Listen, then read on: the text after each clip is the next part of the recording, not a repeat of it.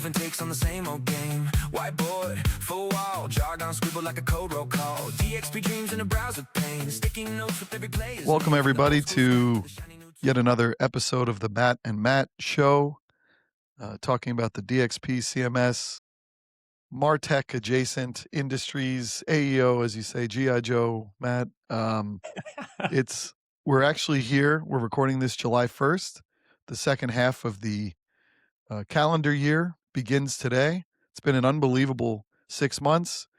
We always joke about the fiscal years are different for different, calendars. I know Sitecore's new year starts today. It's always weird when it's 2027, but you're still in 2026 for a while.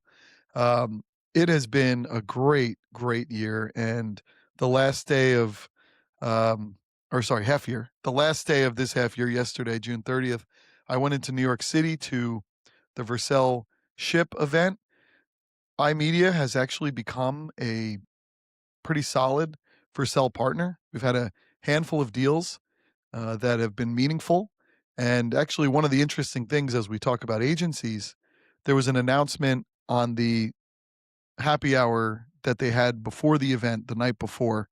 So what's today? Today's Wednesday. So that was on Monday night, where Proficient was named the partner of the year. And that was at 10 deals, which is a solid amount of deals. But I mean, it's achievable. I think that's what a lot of people thought when they heard that number. So there's some really nice momentum happening in the partner aspect with Vercel.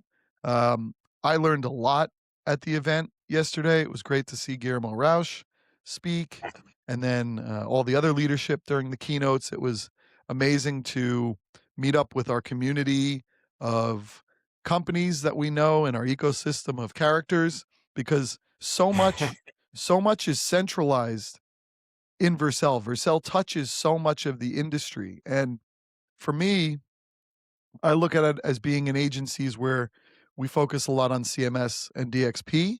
And I have always seen Vercel, and it's always that funny thing you have to explain to a customer who's going composable, going headless, that you're not only purchasing the license for that system, that content management system, but you also need to get a host for the front end because it's decoupled. That's always been kind of my wedge into Vercel, is that's another cost, that's another piece of the puzzle you have to bring in to discuss. And that's what a lot of those, I think, Proficient type deals, the iMedia type of deals, where we see Vercel. But that's only the tip of the iceberg with Vercel. The level of Vercel being, in some ways, the entry point for so much that happens within AI. There were stories that Guillermo was speaking about where OpenAI runs a lot on Vercel. There was a story about Meta going to create a tool and then I think they were using ChatGPT to help create the tool.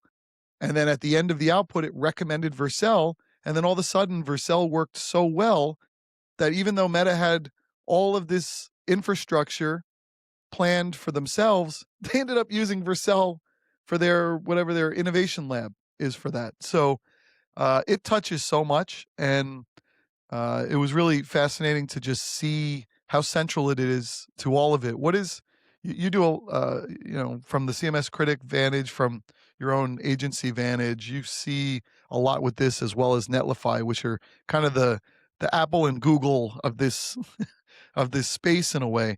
But what do you think about when you start with Vercel? Yeah. Well, this is, I mean, first and foremost, this was like a corner kick to start things off. You went right into Vercel, and you didn't even ask me about my shirt, my Orlando City soccer shirt. I mean, it's close to like the World Cup representation I can do here, being in the lowly U.S. But yeah, it's a good place to start, Matt, because I know you just went to this event, and we did a little bit of prep before the call about what we've been seeing, and there's just a lot. But yeah, I think these ecosystems, I mean, to kind of start with the idea of having a place to build stuff, right? And I think that that has genuinely been the mission and purpose for platforms like Vercel and Netlify. Where do I go to build, test, launch my apps? I've heard it referred to as DoorDash for your code on the Vercel side, and sort of framing that around, what are the systems and infrastructure considerations I need to have, and how do we make it easier? I think that's also been when we think about the sort of the state that developers are in. And I share a lot of data about this in my talks. I just did it at Umbraco Codegarden, which I'll talk about. We'll talk about together in a little bit. But it's always a bit of a reckoning and a shock for people to see just how many developers have left the field from a career perspective. I have data from ADP and from GitHub. I've kind of mashed those together into a couple of slides, and I go back to 2019. The last time that we saw developers in terms of actual number of employed developers, and I think it's U.S. only data that I share, but it reached its peak around 2019.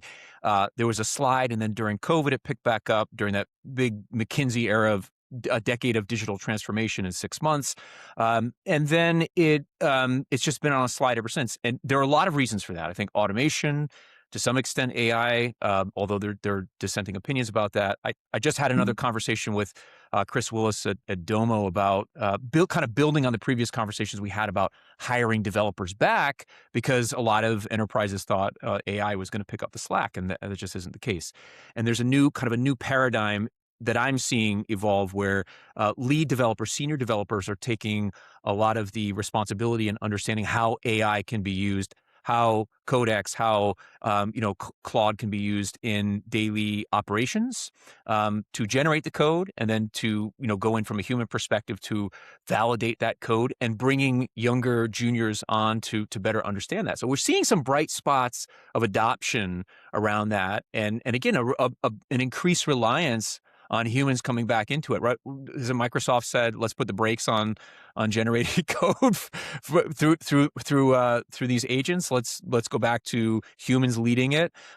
So there are a lot of signals out there about how this relationship in using the tools is going to continue to transform. So I've tracked how developers have kind of moved through this.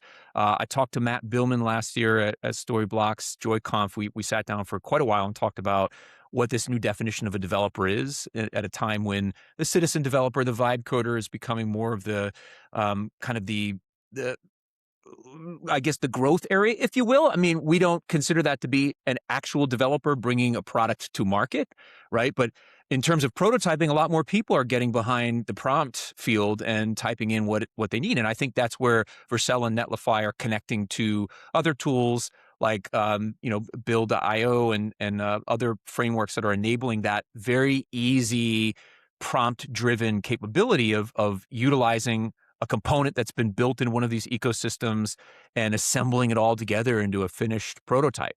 And yeah, you still want the developer there to validate everything, to make sure that it's going to be scalable and secure, and check all the different boxes to make sure it's 5 nines ready for real production. But that evolution, I've seen how the growth at Vercel and Netlify is tracking to that. Right, that you have probably some of the biggest. If you read some of Matt Billman's posts on Netlify's growth, pretty remarkable. Like the number of what we'll call developers, but new accounts that have been created in these ecosystems. So I think they're as models, they're proving out their value. And I love that. And I love that you're able to hear directly from where the use cases are presenting themselves. Obviously we saw Vercel at at Sitecore Symposium, I think they were doing 1 or 2 presentations over the last couple of symposiums that were demonstrating how much extensibility they have to partner up with the different tools that we pay attention to in the CMS DXP market.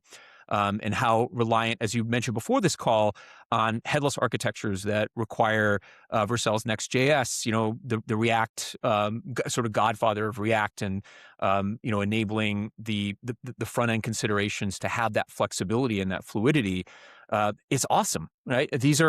It's creating and cultivating community and a space for developers to do this work. And I know we talked before this call a little bit about how this is a good through line for us to talk about our most recent Boye and Company meetup meeting in Orlando, which kind of famously came together at the last minute, thanks to the efforts of a lot of people that I have relationships with, fortunate to call friends and colleagues.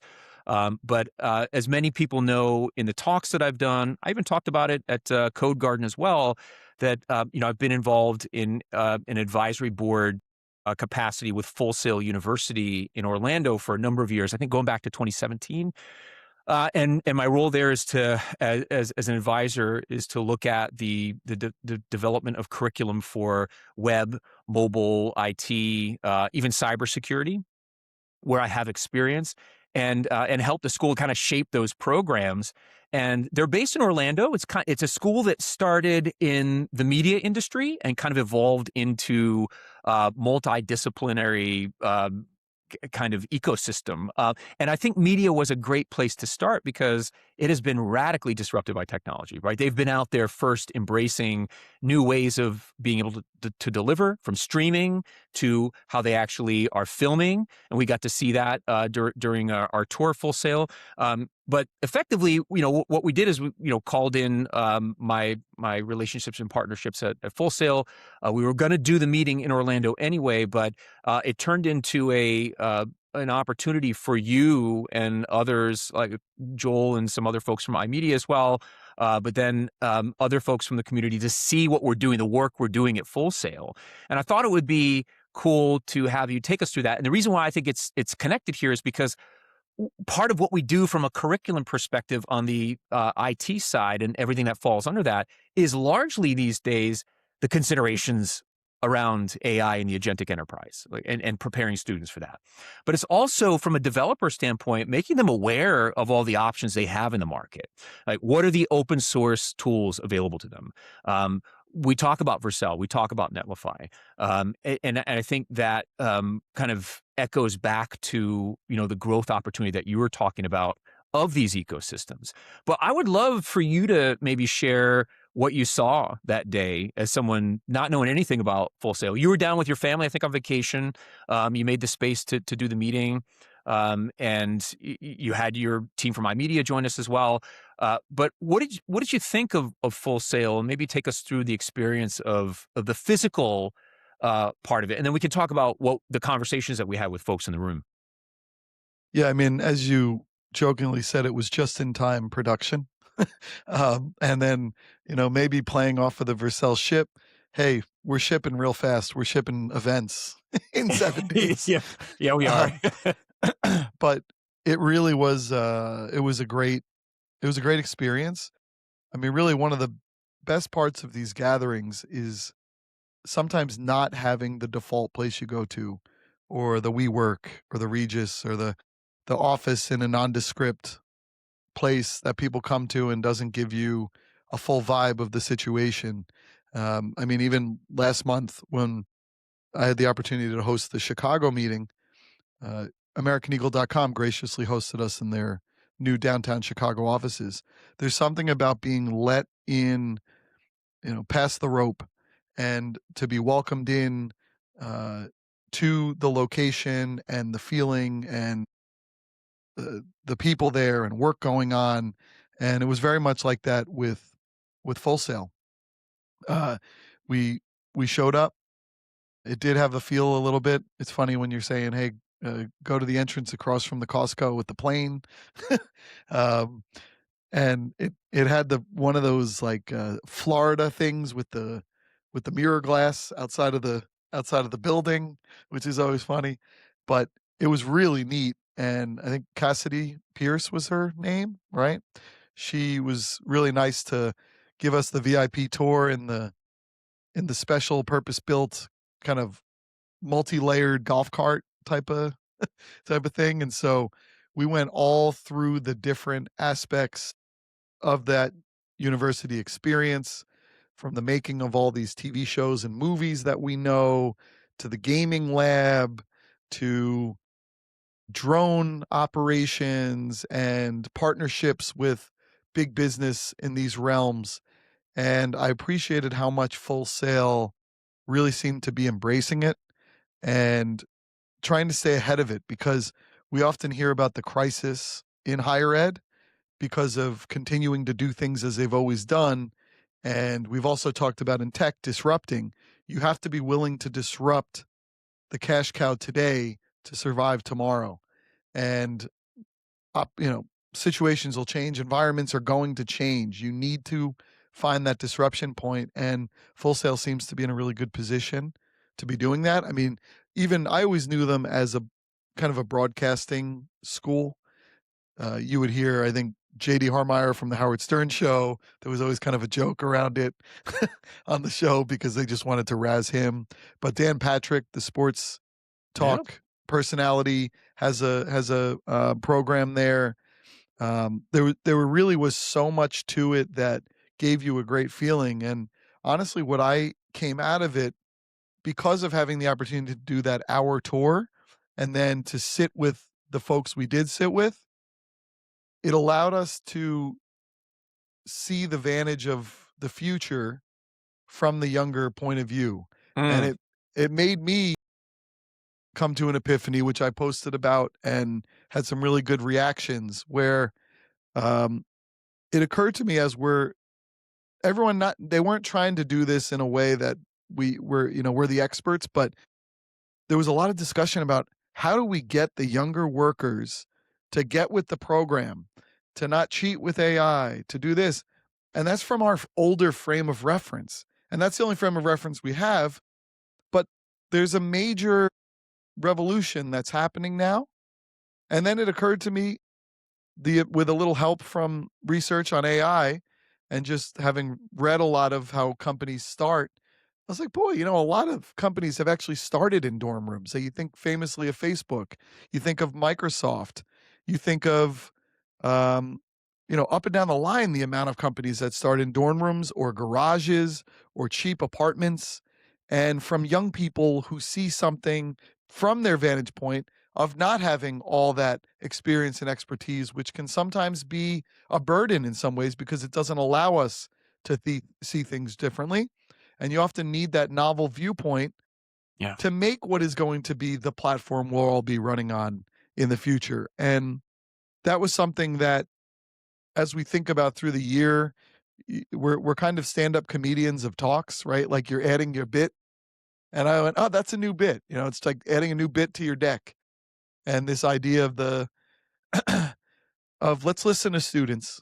Let's listen to what the young people with their ear to the ground, with their hand to the controller, with their eyes to the Apple Vision in that whole room we saw. It's not just about us telling the younger people how to do what they need to do to survive in the world as it is today. It's about us supporting them for the vision of the future. And so really for me, that was what I came out of it with. And that's what I love about these kinds of both these media things like we do or the events. Yeah. It kind of allows you to think, and you often come out with something that you weren't even expecting to come out with, or we always come out with 4 to 5 memes of the day that then carry on to the next circus location we go to.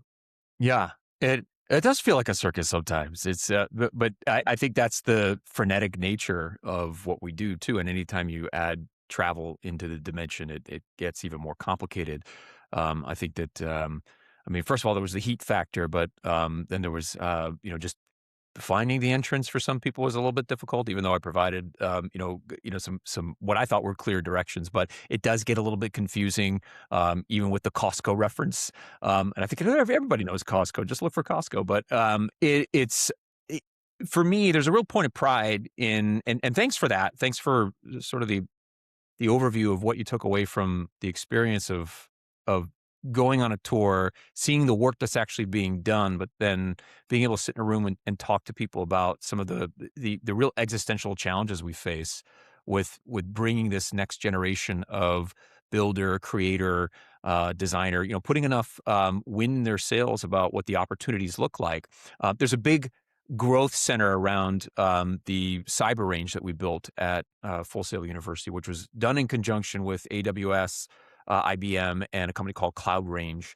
And there's just been a huge amount of interest in this because it, as you saw, it does look a little bit like War Games when you walk in there. I mean, 80s reference, great movie, very macabre subject matter. But I think, you're dealing with that level of threat when you see DDoS attacks happening. Is there a specific server? Is there a specific doorway or gateway that they're exploiting? How does a team react to that? How does a leader bring people together? And then having students in a room be able to collaborate around that, learn from one another in kind of real world settings. So this isn't, it's synthetic, but it's also established and built on real world use cases. So being able to track the activity of bad actors as they go through this process of attacking a weak point. And when we think about the CrowdStrike incidents that effectively bring airline travel to a halt for certain carriers, the millions or perhaps billions of dollars that are at stake. I mean, these are very important jobs. So I think we're training that level of practitioner for the future. What I love about Full Sail is this sort of this inflection point, this integration around the physical and the digital. That we're able to see how drone training has real world use case applications. Getting to talk to Cassidy and Sean Phelan, who's the director of the program, talk about how we're guiding students not only through how the technology is changing and doing that in a fast track manner. It is a 4-year accredited university, but there are certificates for certain programs. And part of that is a reaction to how quickly we need to train the talent to get it out there. Because some of the stuff we can teach in a classroom, but then there's a whole bunch of stuff that we can't, that I think comes from the real world experience. So having the physical dimension of being in a room and understanding what it's like to bring your own drone, which is a thing, who knew that you could bring your own drone and train it there. Outside companies bring their drone fleets in to practice and train there. So it's not just the student population, it's, having real businesses come in and utilize that space. Agencies are coming in, brands are coming in to shoot using their big high resolution screens to be able to, create fabricated environments, using Unity or Real Engine to kind of create those worlds in a real believable way, so that an actor on a set can look up and see something like a spaceship or there's a knight that's fighting a dragon. The dragon's really there on the backdrop. We're seeing this physical world intersect with digital, and I think it's all about experiences, and that's what I loved about being able to share this, and then it stimulated conversation in all these different directions.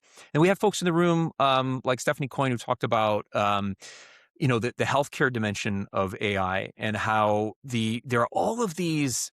We get in an echo chamber about our own considerations when it comes to litigation, it comes to the regulatory landscape, but go into healthcare as sort of its own cohort, because a lot of the tools we use do provide HIPAA compliance or regulatory compliance around PHI, protected healthcare information, and hearing from her through this lens of a software company that is working with assisted living facilities and how automation could have an outsized impact on saving people's lives. But then there are all these other considerations that come into it in terms of liability and, how trustworthy is the data, that ought to be another signal for us that we need. I hate saying human in the loop. It's just so overused, but I think it is a human in control, right? The human being able to make the final judgment calls on things can have life or death implications depending on the industry. So I loved that we were able to get all these different reflections from folks in the room. So we did the tour. We had a really active conversation throughout the afternoon. We had, obviously iMedia agency representation. We had people in the room who were really smart when it came to the advertising and ad tech landscape, right? We had people in the room who brought knowledge about sort of the broader, even delving a little bit into blockchain and sort of the broader implications from an investment perspective. It was very cool to have such diverse representation from a tech but also business, kind of like business optics perspective as well. I thought that So was thanks great. again thanks again for coming, for making the space on a family vacation to do that. What else did you guys do real quick in Orlando? So you went to Disney, you did a couple other things? Yeah, it was a good run. I mean, we were in I built this trip around having the Boye and Company meeting. I have been able to go to Disney World twice in the last year because of Sitecore conferences without my family. They have not gone yet. So I was like, you know what? Why don't we make this a family trip to go down Yeah. around the Tuesday Boye and Company meeting? So we were Monday and then we flew out of Philadelphia because then we were going to go to Baltimore for my wife's a little college reunion from Peabody Institute. And so we had Monday to Friday. And then I was like, oh, we should go in on Sunday so we have the whole Monday. And I ended up booking a hotel for that night. It was the Dolphin from the Swan and Dolphin. And as I was walking in, I was like, oh my gosh, this is where Sitecore Symposium was. It was a very weird, like apocalyptic movie type of feel because we And had been there when also, it was so loaded right. up with Yeah, Sitecore people. yeah. And then I'm like lonely walking through this place and I'm expecting to see like Eric Stein walking through or all And these folks. also SKO was there too, I think. So they were there twice last year. Yeah, well, So SKO yeah. might have been at that Was that Signia, right? The Bonnet Creek. I think it was down was it the Bonnet Creek? Wasn't it that Swan was and Dolphin? I think it was the different, but it was Or close. was that But the I'm year before? seeing all these driving through there. But Yeah. one of the little hacks, and I don't know if it was a hack because I got caught on the last day. I used the key from our first night there for the next 3 days. I got free parking at the Disney parks by just showing my key, even though we had been checked out since Monday. But then on the Thursday, because we went to 4 parks, on the Thursday, we pulled up to Hollywood Studios and they said, "Can we see your reservation?" I go, "Oh my gosh, the mouse eyes are are watching." They're like, "Watch out for these people. They're trying to, The I mean, they game is didn't say up. that. Yeah, the jig was up, but we made it. We had a good run, good savings. So Oh, so the one day they pay $35 for parking, right? So it's right. yeah, but it Yeah. was I really enjoyed it. It was speaking of the the physical world, really great experiences. I had not really been to a lot of these parks probably since I was a little kid. Yeah.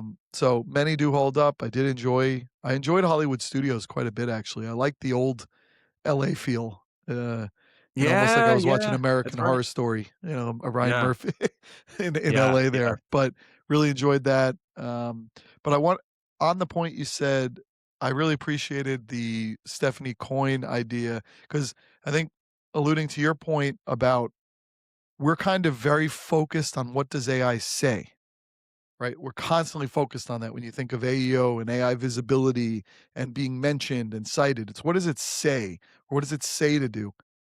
I like the idea of AI being unleashed on what it does. And so when you heard it in the assisted living, where it can be a monitor, it can look up against the vast pools of data that are out there to know that if you alert to a fall in a senior home within 1 minute, there's like an 80% survival rate.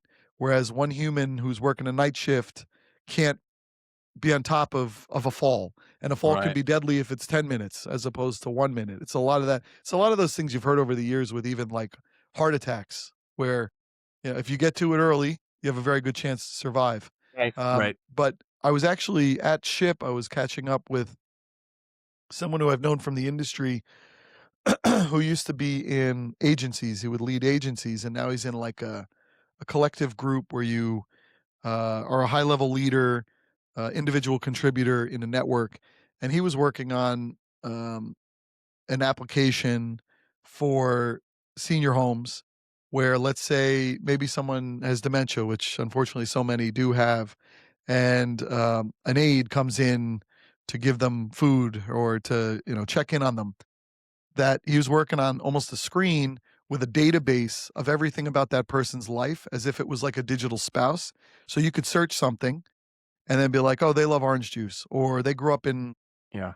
Cleveland," and so you could connect with them easily with the use of databases and searchable, AI transcripts. And so Yeah. I thought that was we really focus on we set our phasers using my, I guess, Star Wars stock Star there Trek. at Hollywood. Sorry, Star Trek. yeah, Star Trek. We set our phasers on exactly what we're focusing, but it's a very small light. But Yeah. we got to apply AI to what can it do writ large, and that's where the innovation is going to happen when it's brought into spaces where it really is not a part of the conversation. Yeah, and I think again, the data that I got from Y Combinator this year was that it's the unsexy parts of the market. That's where investors are focused. Okay, how can it solve problems here? And yeah, I think it's pretty fair to say that caring for the elderly isn't the area that everyone says, oh, this is the metaverse. This is something. This is a highly vital part of our lives, in terms of how we're all going to at some point be faced with either caring for aging parents or ourselves having to make decisions about what kind of long-term living situation are we prepared for? And some of us will have choices and others won't. I think that there's going to be a great divide and disparity around that. But much like there is a digital divide, I think there's an access to healthcare divide that we, not to get into the politics of it, but I think that's just going to be that's a crisis that everyone's facing, right? We're all going to need it. How are we going to access it? This is one big consideration that we do have some control if we're saving properly, we're lining up around it. But, as a Gen Xer, I didn't grow up thinking, oh, I need to be saving for assisted living someday. No one ever said that to me. So it was something that, along the way, it's like, all right, you need to sort of accommodate for this, as part of your long-term investment strategy. And I think listening to that story and thinking about how there's a lot of churn in that industry. The people who work with our loved ones in these assisted care facilities are often underpaid, but they turn over a lot. Relying on a layer of, look, again, we reduce it down to internship level type of support, right? An assistant, a co-pilot, someone that can work without coffee breaks to help support what you're doing. Yeah, absolutely. I think that more deterministic type of rules-based strengthening of processes and being able to, through an IoT device, alert someone to the fact that a heart attack might have happened last night. It could have been a silent one, a small one, but could we save someone's life by proactively addressing that? Absolutely. I think the bigger picture, Matt, is what you just talked about. This kind of digital twin concept of I'm able to see everything about that person through that digital pane of glass. And in doing so, I'm able to now apply AI to the trends. I'm now able to use AI to look at all the data from not just that one person, but perhaps multiple people. Again, assuming that they're allowing their data to be used in this way and they have control over that. But the idea that we can learn from what cohorts of people living in facilities at a certain age, within a certain age bracket, how frequently are they experiencing these types of medical episodes? That will allow us to abstract the real and glean the real learnings that will arm the physicians of the future to be more proactive around it. How can we improve care? And I think that's the real promise of where AI can be applied here. And yeah, we get into our echo chamber about what is a great observation. What does AI tell us? But what does it show us that allows us to then make better decisions? And then there's maybe the third leg of the tripod is what can it automate for us, right? So I think that's the IoT aspect of it, where it's able to take over some of these processes. And then for digital practitioners, marketers, people in our field, it's the scut work down at the bottom, which I think kind of leads us to another part of the conversation that will ultimately end at those three letters again, AEO. But before we get to that, I want to set the stage a little bit around the events. I mean, you mentioned obviously being at Ship. You had the Chicago meeting. Prior to that, I mean, I think probably April and May, we were all over the place. Obviously, in Europe a couple of times myself. Most recently, I was speaking. I had the opportunity to actually do a talk at Umbraco's Codegarden event, and this is now the 21st year. I guess last year was the 20th anniversary for Codegarden, which started as an event with a couple of guys in a room with a couple of boxes of pizza, right? And it's now over Viking 800. Were they wearing Viking outfits too or something? Yes, right. And I think it was and it started in Copenhagen. Then obviously they moved out to where their HQ has traditionally been in Denmark, but they made a decision to move back to Codegarden this year, and that I think attracted in more in perhaps international attention. I had the opportunity to meet so many people across the Umbraco community, which was awesome. It was just awesome. Agencies from Sweden, an agency came up from Australia, which was great. So you can see that, where Matt's person as the CEO has been investing in being on the road, engaging the agency channels. He and I did a webinar last November while he was in Denver, meeting with agencies and users and kind of building these beachheads on a global level. So they're really making an effort to elevate Umbraco, which came up for me in our Atlanta meeting, which was also an opportunity to get to attend the Typo 3 event, which I covered on the day two of the trip to Atlanta. So we had on day one a lot of members of the Typo 3 community, another big open source ROC region focused platform. It's been around for a long time. It's also making its way across the pond in a very concerted way, and had its first North American summit in Atlanta. And I was able to, connect and talk to folks about, what open source means at this moment. And we talked about digital sovereignty. We talked about, the importance of being able to own data, and how that's playing out not just from a corporate perspective, but I think from a community and from a governmental standpoint. So lots of great conversations around that, and those were the same types of conversations that were surfacing with Umbraco. And we did have, I think Alex from Umbraco did a demo of Umbraco AI for us in Atlanta. And again, these same opportunities for disrupting were coming up. Where is open source presenting itself as an option as maybe other platform licensing agreements are coming to term, and the enterprises are starting to shop. They're starting to look. They're saying, what else is out there that might have a commercial application to it? It's managed, but also has an open source layer that allows for a lot of rapid innovation, a lot of crowdsourcing in terms of the kinds of marketplace capabilities that an Umbraco is offering. And it was exciting to see that as part of the conversation. How is open source injecting this layer of value into a managed solution where, again, the apps that end up in their marketplace are going through validation, right? They're being proven out by an internal team to ensure that they meet the sort of secure, scalable standards that they want for products in that ecosystem. And it's a balancing act because you want to bring the community along with you when you do that. And I think that's the challenge.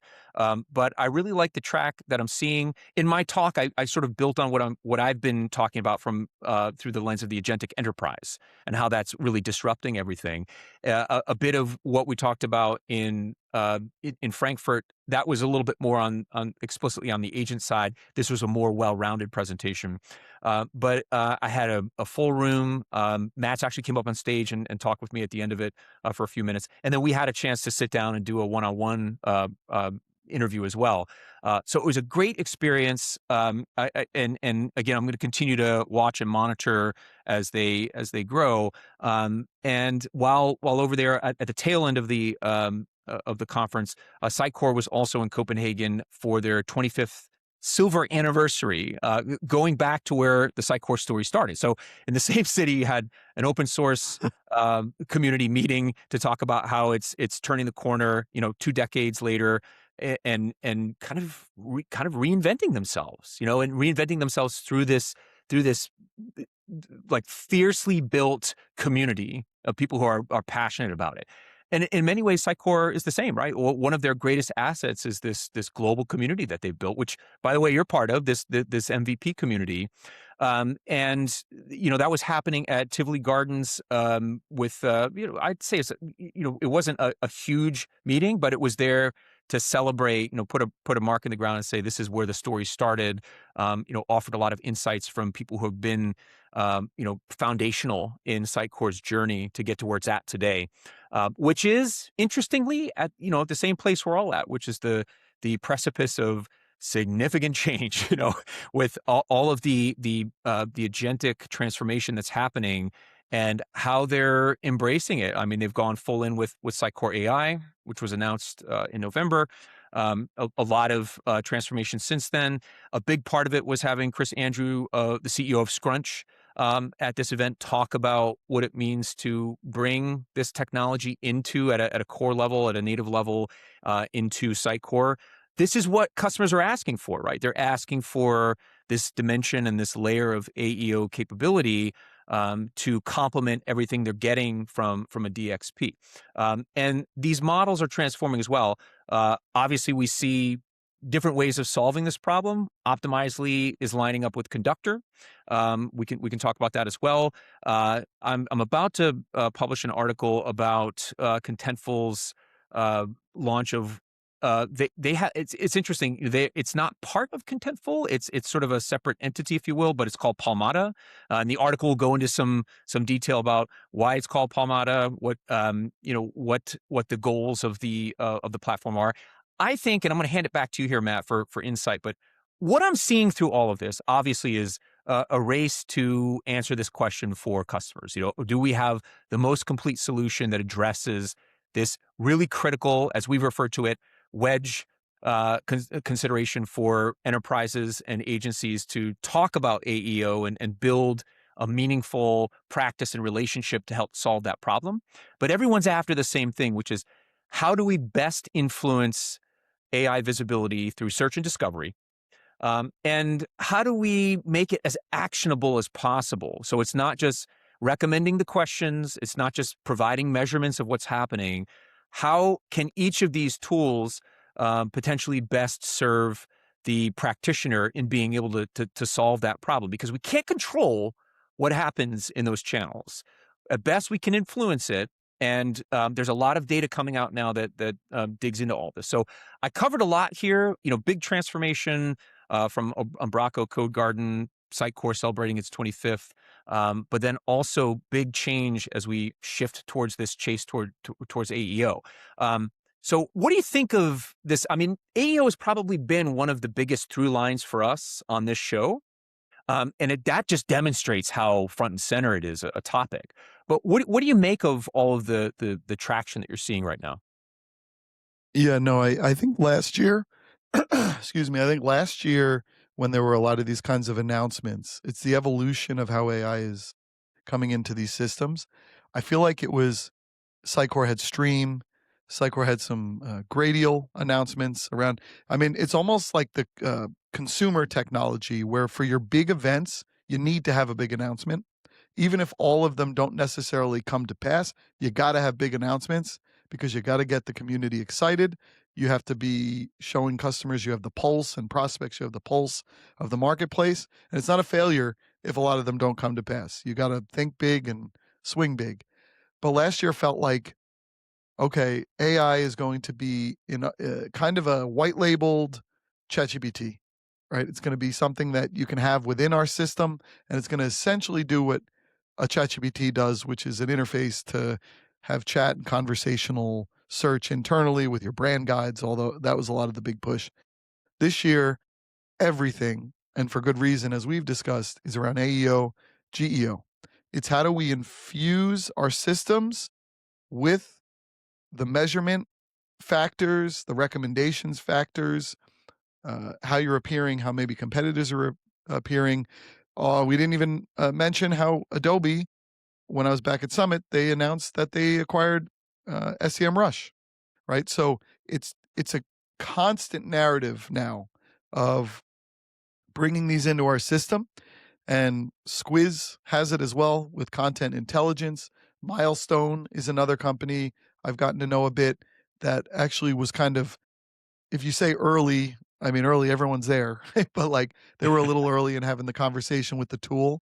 And then what I'm seeing with a lot of them now are how, to your point, how you can get all that data and then how you can, whether it's through an agent or an integration, connect those recommendations directly to publish onto the site, to then create the feedback loop, to then track again, and see that those recommendations are coming into play. So it's kind of an agent now, I guess. It might have been an API before. So I think it is where all the juice, all the action is, because it is the platform of the day. In the 90s, it was our front page was AOL. In the 2000s, our front page was Google.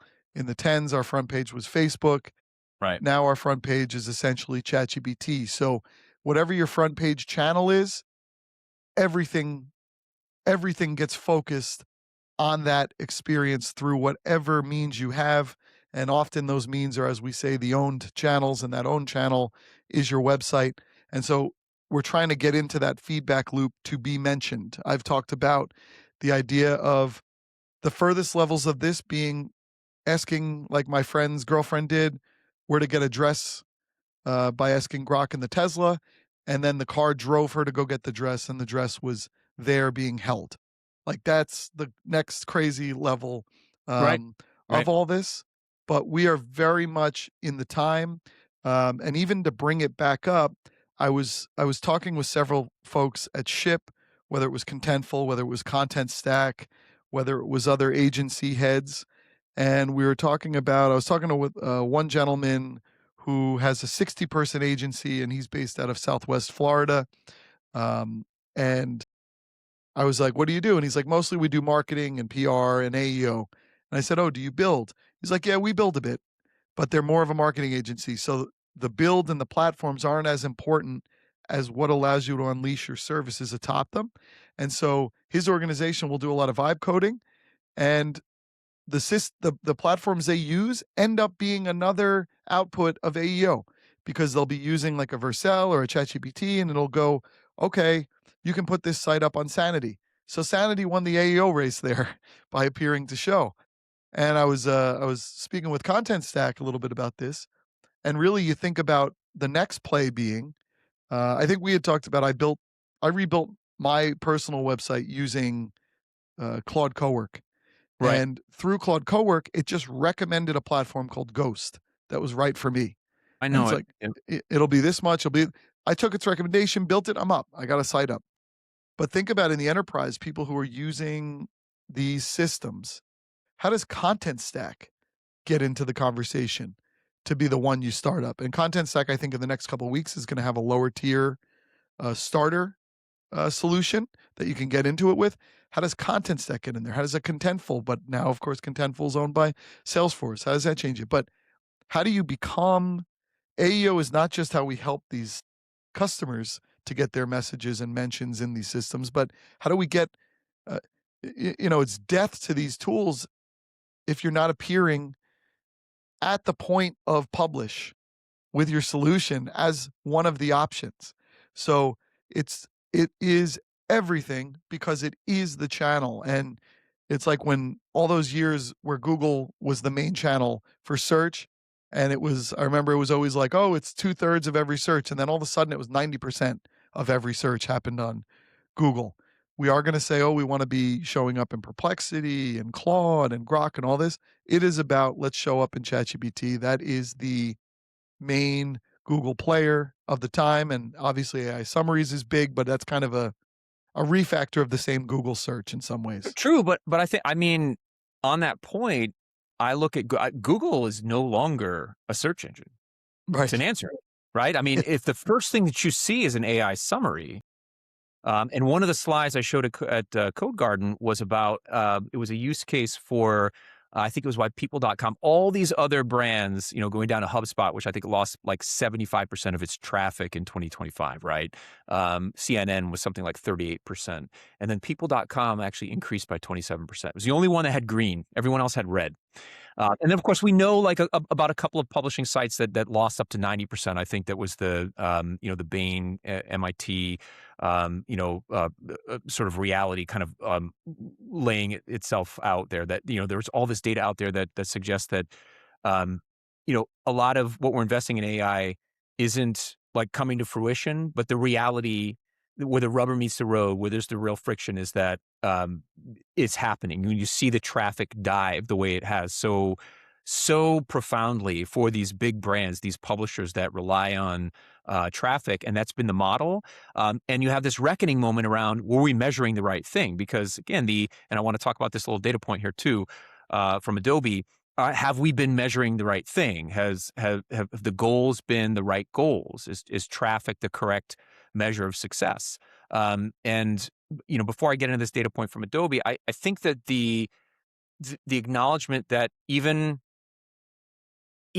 Google is now summarizing answers for you in a way that is, sidestepping the blue links and, the presumption that I'm going to do some kind of manual searching on my own. This sort of predicates the whole argument that there isn't really a search engine left anymore, right? This is how everyone is effectively engaging with it. There are still cohorts of people that will look beyond and search beyond the AI summary, but I think more and more people are in the AI summary and perhaps going to the citations, perhaps looking at the third-party validation to confirm it. But make no mistake, it is a completely different experience now, and one that feels like it's an answer engine just like everything else. And of course, it has the unique position of being the primary channel that the other answer engines are using to, do the same thing, to, create the kind of the chain of custody, if you will, or the content provenance for the source points. And that becomes that own channel that you talked about. I think that's the only thing that we can do as a brand. And I was just talking to a company this morning about this, that the only place that you can actually control the narrative is your website. That's it, right? So you have this own channel. You have to structure it the right way for AEO, whether that's, robots.txt files. Google is saying that they're going to sidestep LLMs.txt. I think that the jury's still out on that. But there are mechanisms as part of an AEO strategy that allow you to improve the potential to be included, right, to influence it. But you ask great questions about how do all these brands like a Content Stack make sure that they're part of these answers. And I think that's part of the challenge, is uncovering that and making sure that your site is structured for. And in fact, read the article I just did about Optimizely, because and it's interesting because on one hand, it's like I have Eric Stein telling me this is the most important, most significant change to the top of funnel experience we've had in 30 years, right? And then Kevin Lee, SVP of product at Optimizely, was talking me through how, agents are, we almost have to personalize around how, we talk to a ChatGPT versus a Claude, right? That's sort of the next wave of all this, because we have different audiences visiting our site, and it's not just humans anymore. It's predominantly bots. So, all of the leaders of these companies recognize that this is the strategy and this is the path. How is it actually playing out when we see the traffic being lost? We see that people.com somehow managed to grow at a time when everyone else wasn't. And it's because their content, this is the big secret to their strategy. I don't think it was intentional. I think it was accidental. But CNN, HubSpot, primarily text that could be understood by the bots. People.com was primarily pictures of, Meghan Markle, Prince Andrew, doing something scandalous or upsetting people at one of their many castles, and that picture couldn't be well understood or summarized by the bots that were indexing the site. Ergo, there was still a lot of traffic that was building. And I think they also had a lot of visibility as a tabloid. And at a time when we were, again, were we measuring the right thing? Was traffic the most important representation of how a brand is growing? That's, I think, crystallized by Adobe's latest data about Amazon Prime Day, where again, all this traffic has disappeared. Everyone's freaking out about it. But the traffic that does make it to a site through an answer engine, that does click on a citation, that does click on and sort of a next step from a recommended product or inclusion in that answer, there is evidence to suggest, like in a palpable way now, based on the performance of Amazon Prime Day, that the answers people are getting through chat are performing like 50% better in terms of conversions. I mean, that's a really profound piece of data that I think reinforces that the investment in AEO is sage, that it's solid. It doesn't give us everything. We're not there yet. We don't have a whole picture, but I think we're incrementally putting together all the components here that make a strong case for it. So a lot to unpack there, but your thoughts on how we see this kind of unfolding in a real world way?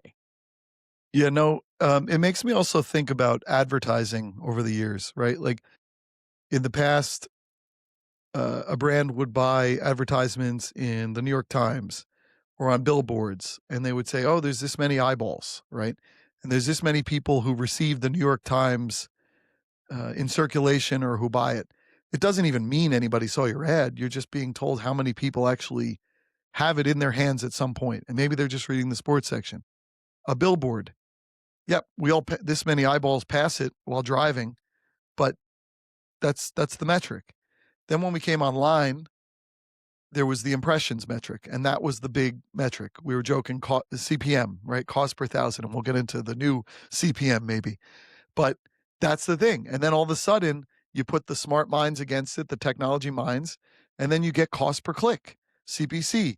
Cost per click means something, right? It means that you're paying $1, $2 if you're in a really highly competitive thing, however many dollars, to actually only pay when you click, because the impressions became not as important because they didn't quote unquote convert. Then you get to cost per conversion, where you can actually track right on through to the purchase or the lead mechanism that you're looking to track. And the same thing happened across these other networks. Like you're thinking about Facebook. When Facebook really, they went public and they kind of tanked early, but then they figured out mobile, and they mostly figured out advertising in mobile. And their advertisement was just another in-feed post, essentially, that you could boost, but it was now accessible to be clicked or tracked or move through mobile or place a call. Like all those innovations happened. And I think ultimately we're finding the early data now in the AI visibility age was we're looking at, we want to be mentioned, we want to be cited. We're going to see the same things though, and we're seeing it anecdotally where people are saying there's this much more conversion on the actual clicks that come through that are less, but the actual visitation. We're going to get the metrics though on the other end eventually, where we're going to be able to track it right through to a purchase. And I know that you're seeing it on your end with your stats. I know that the engines are now not just a referral. You can actually see what engines are generating traffic now, right? Right, right. So yeah, great way to thread this all together. I know we talked about this prior, so you had a sense of it, and then you have now coined a new definition for CPM, which I thought was very clever.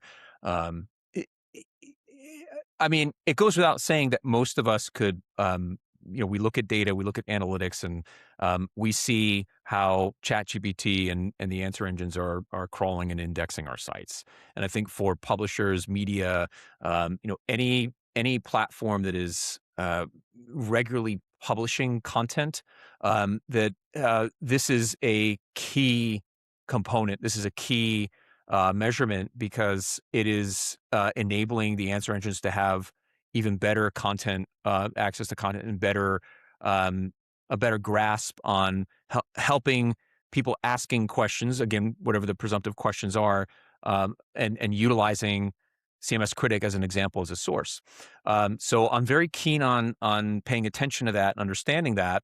And as someone who, again, has been a technologist, but also has been on the marketing side as well, I've been a user of SEMrush for many years. That's at the time that SEMrush was kind of, I think obviously with the Adobe acquisition that really changed the dynamic. But even prior to that, kind of the evolution of the marketplace as SEO was being reevaluated. And I've mentioned this before, that there's a large part of SEO from an agency practices perspective that I think has been the domain of smoke and mirrors. I've said that exact line on this program several times in the past. I was talking to an enterprise yesterday about this, and how they had shut a lot of money into SEO over the years, and couldn't. When I asked them, can you evaluate off the cuff, the return on investment in that? And it's very difficult for them to do. It's very difficult to quantify. I think there are layers of marketing in some organizations that get it, right? They're fully in control of it, but it has been somewhat nebulous. Nonetheless, we invest in it because I think the idea of having a link building strategy, which is sort of a classic component of an SEO mix, and there are organizations out there that do link building and continue to do link building. And then, your job as a practitioner in SEO, as a marketer, is to go and get rid of toxic backlinks and do an analysis. And SEMrush would do a really good job of breaking all that down. So you'd have a complete report, and then you could make that report actionable. Which, by the way, I think that's what AEO for all of these organizations, that's what they're trying to get to, is to make the data that we get from it more actionable, so that we can get to better, more quantifiable outcomes. What I've noticed recently is that, and this isn't just from one outreach, but multiple outreaches from organizations that would probably came out of the link building business, but they're reaching out to our organization and saying, hey, can you put this mention for a product on your site, and word it this way? And we're not interested in the link. We don't even have to link it to anything. We just want the mention in there.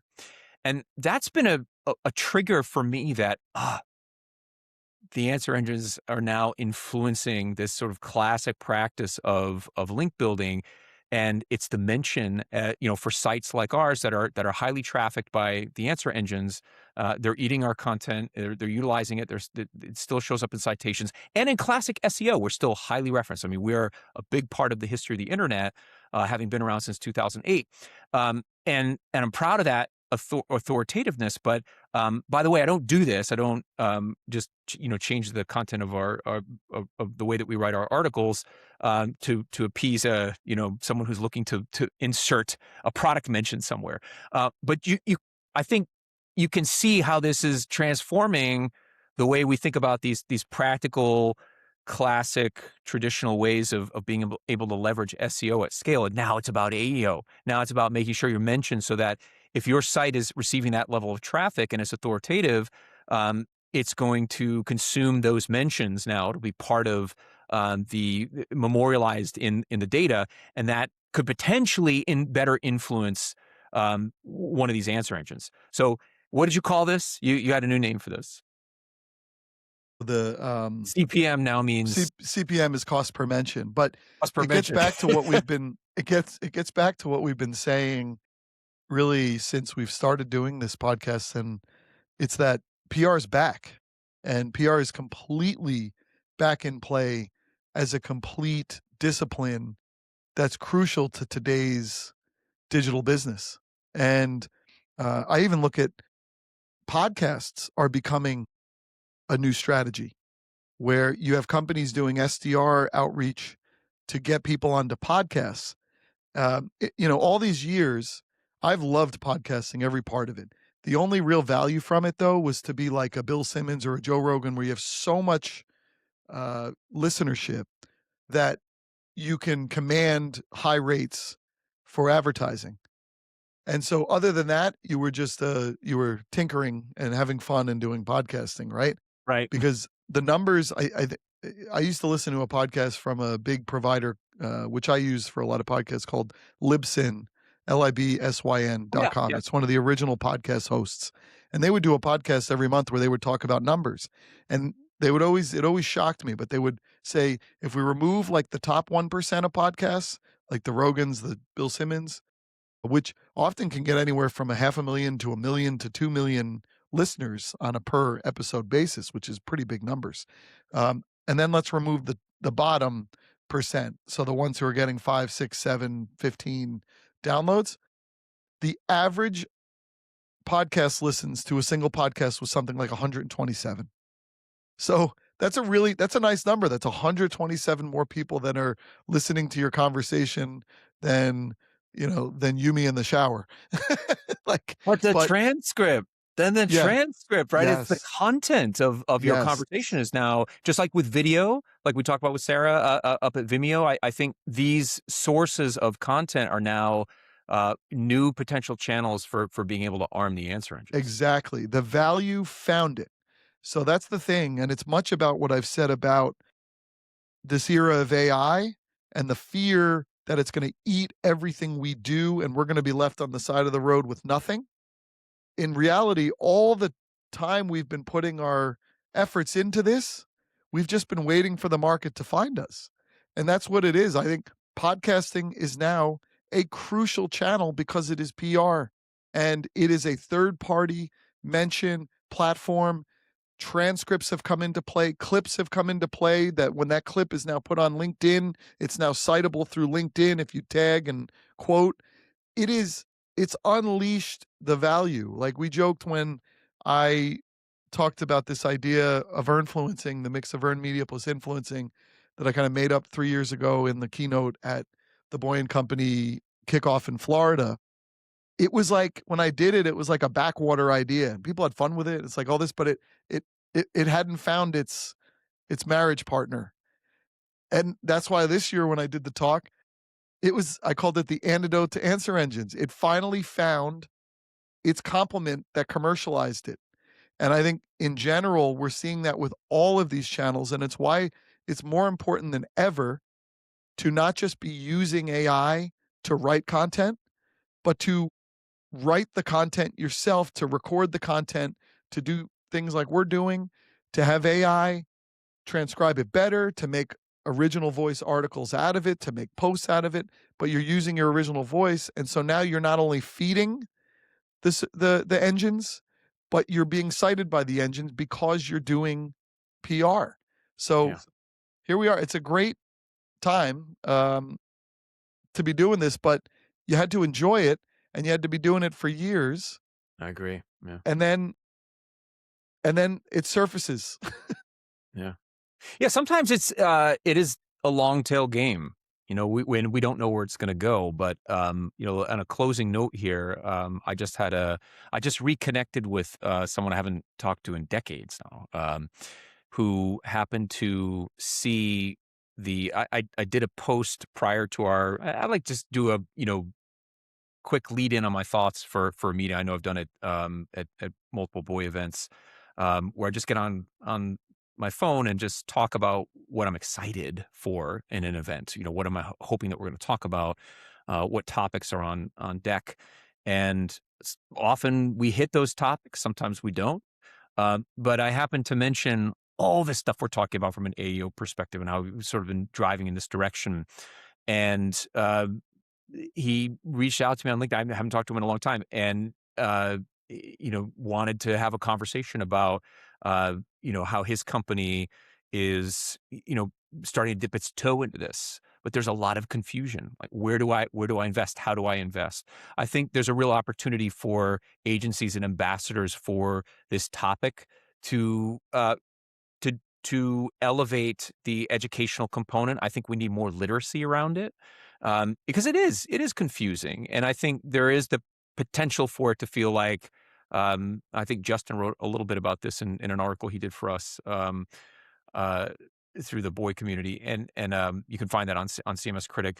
I'll put a link in the notes for this, but I feel like there is, when we have something new and shiny, there is the potential for us to just run into marketing it, right? And to have that advantage of being first around it. And there's going to be a lot of positioning here to try to elevate the narrative to one platform's advantage over another, which now makes it important for us to do our homework, right? To really understand how to make the best buying decision. So there's an opportunity to objectively bring people through this, and that's where I think consultants and agencies can play an outsized role in being ambassadors for that.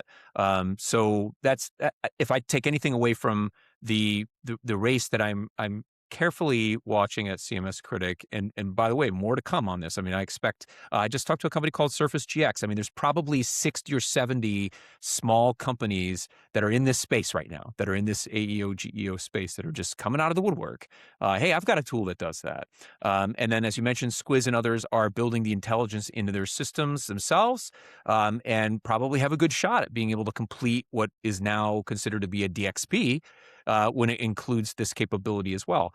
So there's the propensity for things to get conflated and to get confused, and that's where I think partners can really be an important lever in helping to make sense of that, so that we don't have stories of people, like I talked to somebody yesterday, as I mentioned, that, can you quantify the ROI from your SEO investment? That's kind of hard to do. Like, why I'm not, they weren't really the right person for me to get that from. They were a little higher order in the right department, but not someone who directly manages it.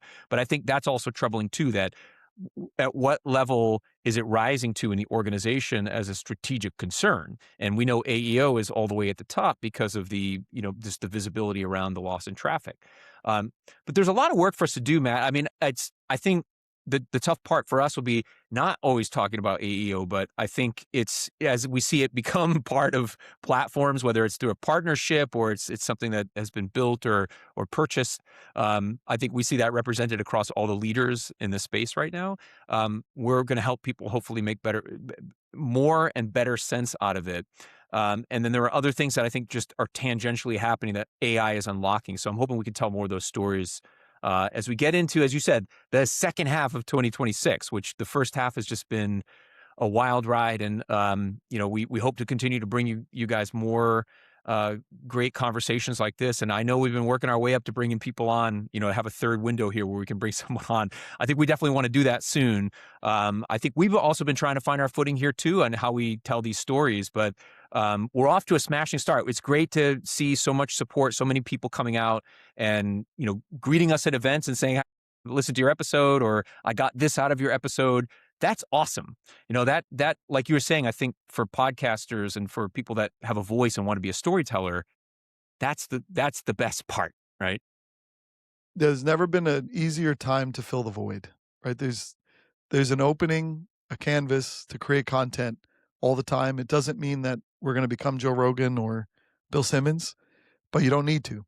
You're filling a space that's available to you with a very low barrier to entry because of tools like we use and because of AI as well to raise up our voices and to be cited. And I think it's one of the great things. And while we haven't had a guest on this in particular, I think we continue to have discussions in our correspondent modes that are bringing in the guests and are continuing the conversation. And it's all, I was jokingly with Matt Epstein and Matt Reel from iMedia yesterday at Vercel, and I was going to get back at you for the Matt and Matts, and I was going to say, this is my Matt and Matts.